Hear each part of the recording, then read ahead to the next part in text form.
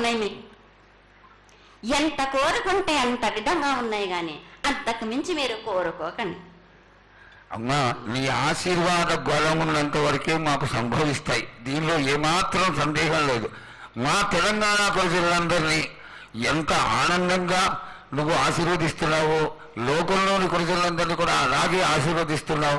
అయితే ఇక్కడ ఒక చిన్న సంశయం ఏంటంటే, ఏనాడు నిన్ను బాధ కట్టాలని కాదమ్మా, దినదిన కృతమానమై ఈనాడు వందలు వేలు లక్షలు కోట్లలోకి వచ్చేసారు జనం. ఈ కోట్లలోకి వచ్చినటువంటి జనమందరూ 48 గంటలు ఎడతెరికి లేకుండా నీ దర్శనం చేసుకొని నీ యొక్క ఆశీర్వాదం పొంది నీకు పలహారాలు కండ్లు అన్నీ సమర్పించుకొని నీ తృప్తిని తెలియజేయమని వేడుకుంటున్నారు తల్లి. నన్ను దాటి రావాలంటే, నా వద్దకు రావాలంటే ఆ మాత్రం కూడా కష్టం లేకుంటే ఎట్లా బాలక? మిన్ను కాపాడేది కూడా నేనే కదా.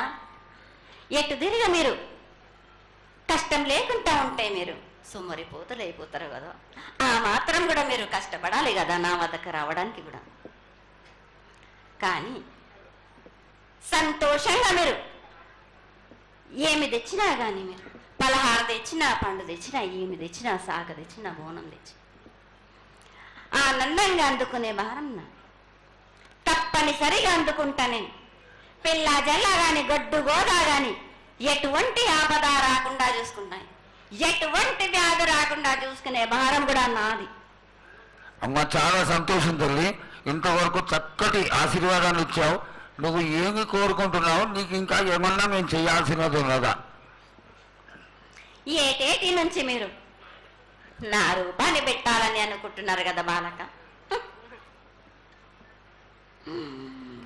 నా రూపాన్ని మట్టుకు పెట్టండి మీరు. కానీ ఎటువంటి ఆమ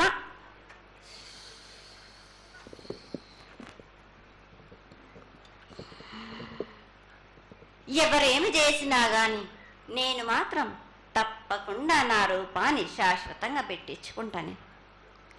ఎవరెంత అడ్డుపడ్డా గాని, ఎవరేం కోరుకున్నా గాని నా రూపం మట్టుకు తప్పనిసరిగా నేను నిలబెట్టుకుంటాను.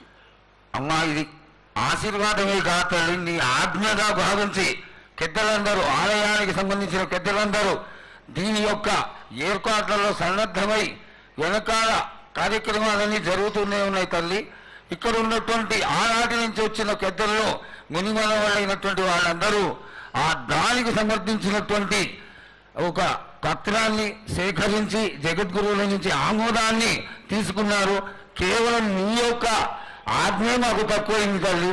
బలాన్ని ఇచ్చి దాన్ని పరిపూర్ణం చేసుకొని మేము తృప్తిపడి నీ యొక్క రూపాన్ని చూసి ఆనందపడేట్టుగా ఆశీర్వదిస్తూ, ఇంకా ఏమైనా ఉంటే తెలియచేస్తే తరువాత మన వాళ్ళందరూ ఆనాటి నుంచి వచ్చినటువంటి పెద్దలు నేను ఒక 2 ప్రశ్నలు వేస్తారు తల్లి. ముందుగా తెలియజేయాలి. నా గ్రామ ప్రజలందరూ ఇది వడికే కాదు, గత 7 నుంచి కూడా మీరు సంతోషంగా ఆనందంగా ఉండడానికి మీరు చల్లని సాక పెడుతున్నారు. నాకు సంతోషంగా అందుకుంటున్నాను. ఈ 7 కూడా మీరు 5 వారాలు నాకు పప్పు బెల్లం పలహారాలతోటి సాక పెట్టండి. నాకు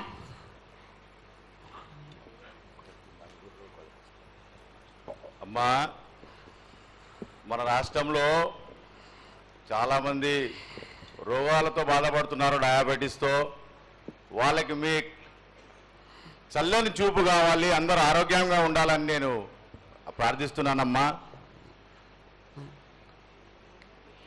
ఏటేడు మీరు మీ విద్యను కానీ దాని కానీ చదువును కానీ మీరు ఎక్కువ చేసుకున్నారు అనుకుంటున్నారు. కానీ పురాతనం నుంచి మీరు సకాలంలో మీరు పాడి పంటలు ఇది వరకు రాక మీరు పండించటలేదు కాదు బాలక. ఔషధం ఇస్తే మీరు మించి ఔషధాన్ని మీరు ప్రయోగిస్తున్నారు. మీరు దానివల్ల ఈ రోగాలన్నీ మీకు ఈ ప్రభావం చెందుతున్నాయి. మీకు ఔషధాలు మీరు తగ్గించుకొని మీరు పాడి పంటలు మీరు సమృద్ధి చేసినట్టయితే తప్పనిసరిగా అనారోగ్యం అన్నది తగ్గుతుంది బాలక. అమ్మా, మేము ఏదైతే మీకు బలి కార్యక్రమం చేశామో ఆ బలితోని మీరు సంతృప్తిగా ఉన్నారని మేము అనుకోవచ్చా అమ్మా? ఏడేడ చేసేది రక్తపాశం ఇవ్వట్లేదు కదా బాలక. మీకు నచ్చినట్టు మీరు ఇస్తున్నారు కదా, దాంట్లోనే నేను సంతోషపడుతున్నాను. నేను అమ్మా, నువ్వు మరి సాహసం కొడుతున్నావో కోకొడుతున్నావో అర్థం కావట్లేదు తల్లి. నీకు భక్తులందరూ ప్రతి ఇంటి నుంచి కూడా నువ్వు కోరుకున్నటువంటి నైవేద్యాన్ని పంపిస్తూనే ఉన్నారు. పరోక్షంగా నేను రాత్రి కూడా ఒక చక్కటి పూజ జరిగింది. అందరూ ఆనందపడే విధంగా పూజ జరిగింది. తల్లి ఆశీర్వాదం బాగా ఇస్తావు చాలు అమ్మా, ఆకరణ మా మీద ఏదో ఒకటి వేసిపోతావు తల్లి. దయచేసి ఆ విధమైనటువంటి ఒక చిన్న తక్కువ మా మీద కొట్టకుండా సంతోషంగా ఎప్పటికప్పుడు నువ్వు ఆనందంగానే ఉంటూ ఆనందంగా భక్తుల్ని ఆదరించి ఆశీర్వదిస్తే చాలా సంతోషం తల్లి. సంతోషంగా ఆనందంగా అనుకున్నాను. మీరు కోరినట్టు మీరు సంతోషంగా ఆనందంగా ఘనంగా అందుకున్నాను. బాలబచ్చలకే గాని గర్భిణీ స్త్రీలకే గాని ఎటువంటి ఆపదారాను నా బాలులందరినీ నేను కంటికి రెప్పలాగా అరికాలకు ముళ్ళున్నట్టేమో నిబంధతోటి మీకే భారం నా కాపాడే భారం కూడా నాది. నా కొల్లా వచ్చినందుకు మీరు సంతోషంగా ఆనందంగా ఉండేలా చూసుకుంటాను. చాలా సంతోషం తల్లి.